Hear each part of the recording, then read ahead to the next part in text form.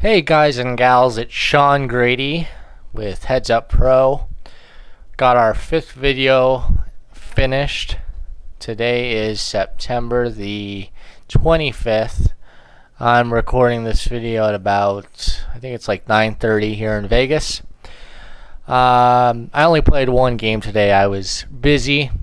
Played one game. I might play some more after this, but it was a quick game and was a really good example of why we created this system to be exclusively heads up rather than just have a site where we teach just poker in general. Remember, at headsuppro.com we are straight up heads up sit and go. That's how we make our money, and we make a lot of money.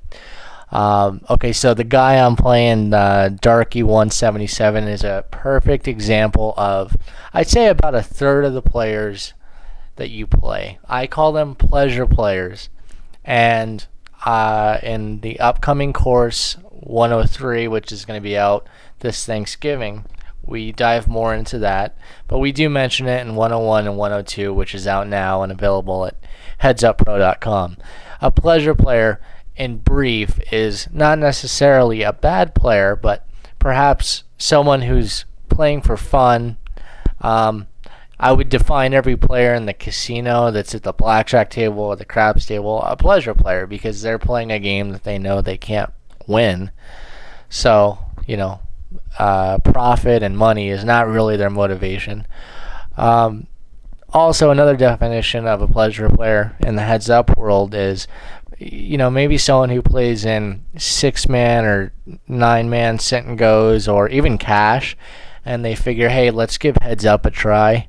And they don't really have a heads up strategy. They just kind of play their regular poker strategy, and they don't make any changes when they bring it over to the heads up game. So I'm going to start. This was a quick game, only 22 hands. And I just want to point out a couple things, and I'll just kind of skip through the game quickly. I'm going to start this up. This was the very first hand. I'm not going to preview the hands this time. Okay, let's do like this. I get a pair of sevens on the flop. First hand is always so informative. A lot of crazy stuff tends to happen on the very first hand of the game. That'll set the pace for the entire match. A lot of us have opened up to players shoving all in the very first hand as if they want to make a statement. I always thought that was dumb, but anyhow, okay, so we both check. I got a 7 there. I checked the flop with middle pair there. He makes a minimum bet. I'm going to call it. And then a 4 comes. He bets the pot based on, well, not really based on anything. This was kind of a coin flip and getting 2-to-1 odds. I took it. I just wanted to get some information. So this was more of an info call than really a logical one. So I made the call, and he had nothing. He had a gut shot and bluffed with it on the river. So I liked seeing that. That was not only worth winning the pot, but it was worth seeing that this guy's gonna bluff with no outs, and that was a note I made very quickly in this game. I'm gonna play through here. I'm gonna stop when it gets exciting. Here I flopped bottom 2 pair and kind of slow played it. Naturally, a 10 comes on the river and counterfeits it, but he didn't have anything anyway. So, but that's always a bummer. Nothing we can do about that. Here he's raising from position. At this point, I don't have him figured out yet, but I will in a second, because he starts doing something that is very predictable when players start to do this, and I'll point it out in a moment. Okay, so he's doubling out of position. Okay, now that we've got a $40, I should have, let me back that up. My apologies.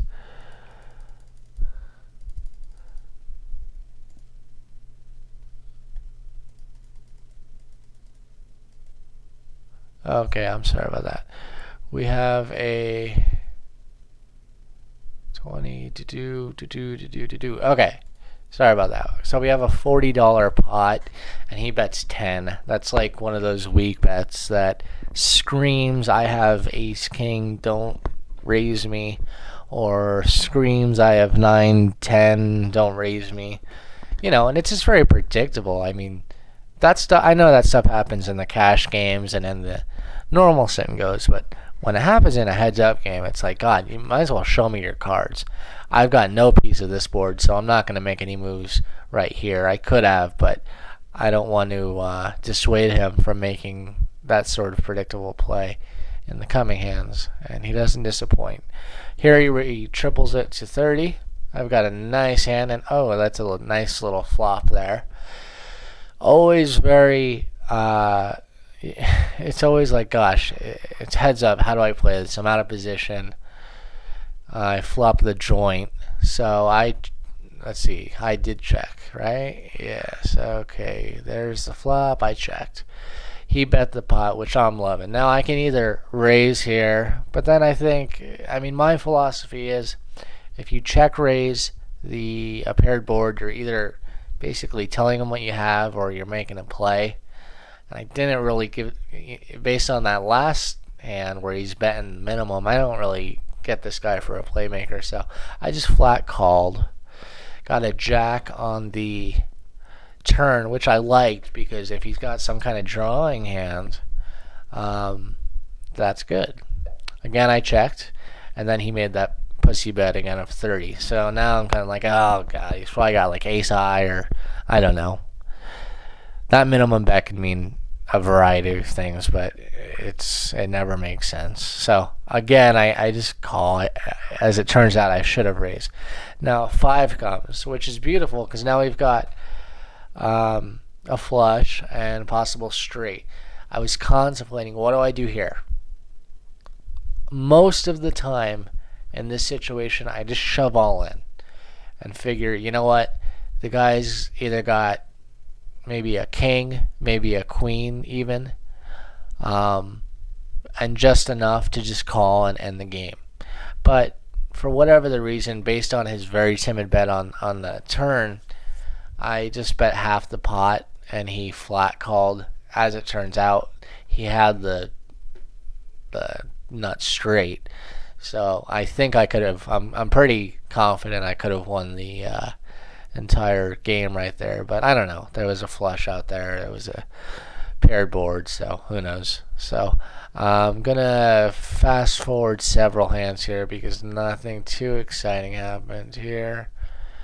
And I want to keep this kind of brief for you guys. Alright, so here's a big one.